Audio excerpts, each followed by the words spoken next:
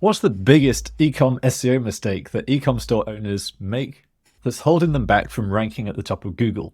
Today I'm going to share with you one of the biggest issues I've seen across the many ecom stores who reach out to me seeking help with their SEO.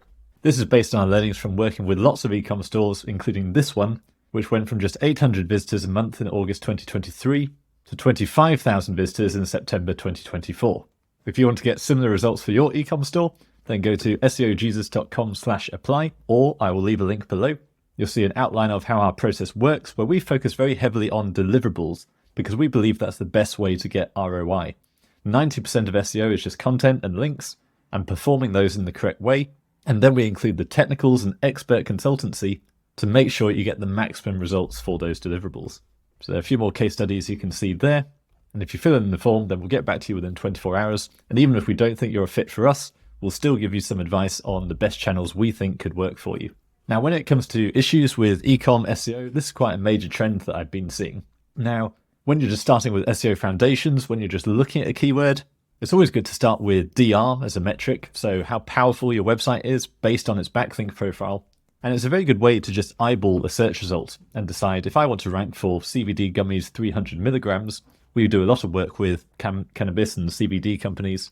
Then we can look through here and work out basically how many backlinks do we need to build. So for instance, we've got a DR of 12 here, a DR of 31. So actually this is not too competitive a search result. Whereas if you're looking at, say, best credit cards, you're probably going to find a lot of these have got domain ratings in the 80s and 90s. So you're going to have to build a lot of links to actually catch up with them. It's quite an unfortunate trap with SEO.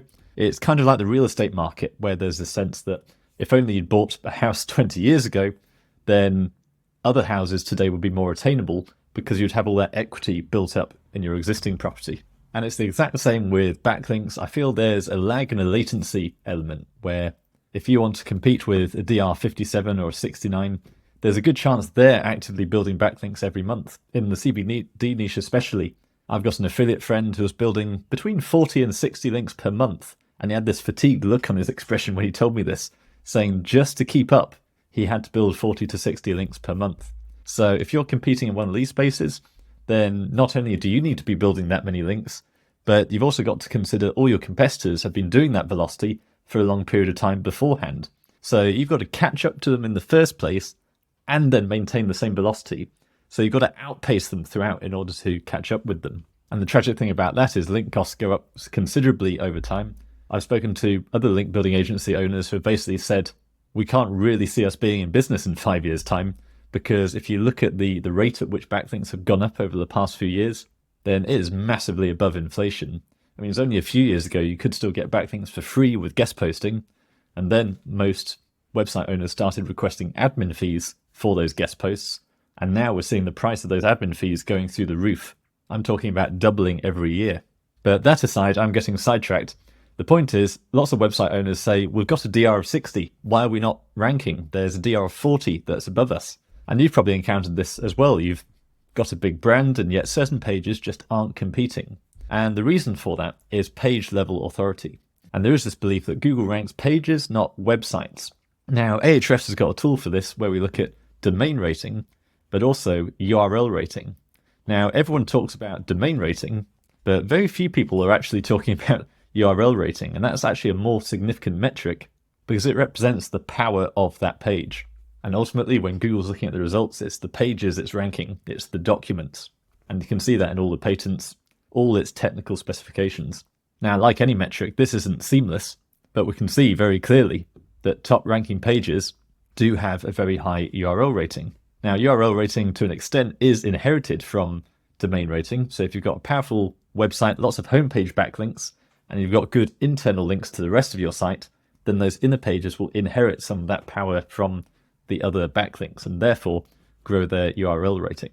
But the best way to grow URL rating is still very direct. It's still just to build quality backlinks to the page. So we can get an idea of what's going on here if we scroll down, where we've got a DR of 57, DR of 69, 58, and these are good respectable domain ratings and they're in line with most of the others on this page. But we can see that their actual URL rating, the page level authority, is relatively low. We've got 12, 15, and 6. Here we've got a DR60 with a URL rating of 6. Now, if you want to know the secret to outranking Amazon, obviously it's not always possible, but quite often it does happen, because obviously Amazon's quite often not getting many backlinks to its inner pages. So in this case, Amazon's down at number 5 with a domain rating of 96, but this is actually a product page that's ranking in this case, and that particular product page doesn't have any backlinks at all, and therefore the page level authority is 0. Whereas if we come up to the top 2 results here, these are 62 and 69 domain ratings, so pretty powerful, but not the highest. They're not going to be ranking for credit cards and loans necessarily, but the URL rating is massive. We've got 19 and 45, and that's because these brands have been aggressively building backlinks to their actual collections pages, or in this case, even the actual product page. So that largely comes down to search intent. When you search your keyword, you want to check, is it product pages that are mainly ranking, or is it more collections pages that are ranking? In which case, that's the kind of page you need to match, and then you can aggressively build links to that page. So if we have a look at this one, we've got 1,500 backlinks here. Now, don't be too scared if you think there's 1,600 backlinks and it's going to cost $300 a link, and therefore it's going to cost a fortune to rank this page, because you'll find there's a lot of junk here. You can see none of these domain ratings are particularly powerful. So to get an idea of how to compete, Ahrefs brought out this really useful best links feature, which is really similar to our own internal screening process, which is minimum traffic of 1,000, minimum domain rating of 30. You want in content, do follow links. It's only a 2-dimensional metric, but if you watch this 1,600 backlinks metric, this should come down significantly. And there we see we've actually only got 5 backlinks that could be regarded as best links. Suddenly, that's much more attainable. Suddenly, to be number 1 for CBD gummies 300 milligrams, we only need 5 backlinks supposedly. So if we say $300 to $400 per link for cannabis links, so there's a good chance we can get there for less than $2,000. Now this is an incredibly useful process because you can also look at when these links were first seen and therefore when they were likely to have been placed. And here we can see quite a few in a short space of time. So that gives us an idea of, are competing brands actually consistently, aggressively building links, or did they just do a batch and then move on? So in this case, it doesn't look like any backlinks have been built to this page this year, but there were some good ones that they built last year. Now, it's very important to look at averages and trends with these because you'll have outliers all over the place. You can't get good data without looking at multiples. So let's look at the next one down. This has got 390,000 backlinks, so that's also going to come down significantly when we apply the best links filter. Now, I say all these other thousands are junk. There is still a contribution there. But generally speaking, given the choice between one high-quality backlink that ticks the best links filter versus hundreds of automated spammy links from a software tool, generally I would prioritize the quality stuff. So having applied that filter here, we're now down to 446 backlinks. Although a lot of these are actually repeated, so we can simply go to all backlinks and turn that to 1 link per domain. And now it's come to 19 backlinks. So again, not impossible. It looks like an investment of around less than $10,000 should be enough backlinks to rank in the top 3. Now, what that 10,000 means to you basically comes down to your niche, and we can try and quantify that if we go back to the actual keyword. Like I say, in the agency, we're all about ROI. That's unlike a lot of agencies. So if we come across here, you can get some variety in terms of the traffic, and that's because this page is ranking for the broader CBD gummies, which gets 210,000 searches, whereas CBD gummies 300 milligrams, this specific long tail we're targeting, that only gets 3,100.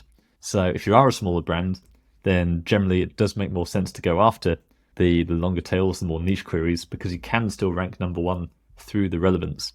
And that's exactly what we've seen here. Even though the domain ratings are quite similar, there are far more backlinks on the number 2 result, and that one gets more traffic, but they're ranking for the broader match term, whereas the more niche term, the more relevant page has actually won.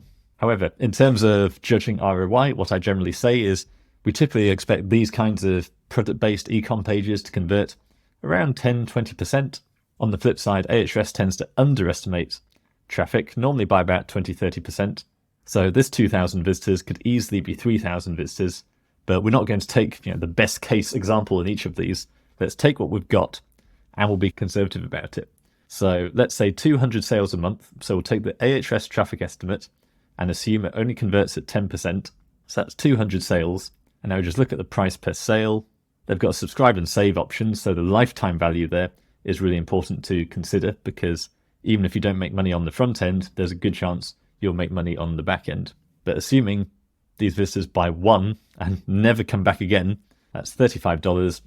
So if we take those 200 sales, times that by $35, then that's $7,000 every month in revenue.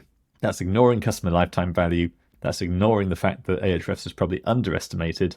Let's not forget, for a well-designed sales page targeting a bottom of funnel query, someone who's looking for 300 milligrams and we're giving them 300 milligrams, the conversion rate could actually be higher as well. So this is really the way to see link building. Rather than just saying that's a DR62, that's a DR69, either I can't possibly rank there, or why don't I rank there even though my DR is the same? You've got to look at the page level backlinks indicated by the URL rating, but then go deeper and look at the actual backlink profile and then try and quantify what's it going to cost to get that many high quality backlinks to the page.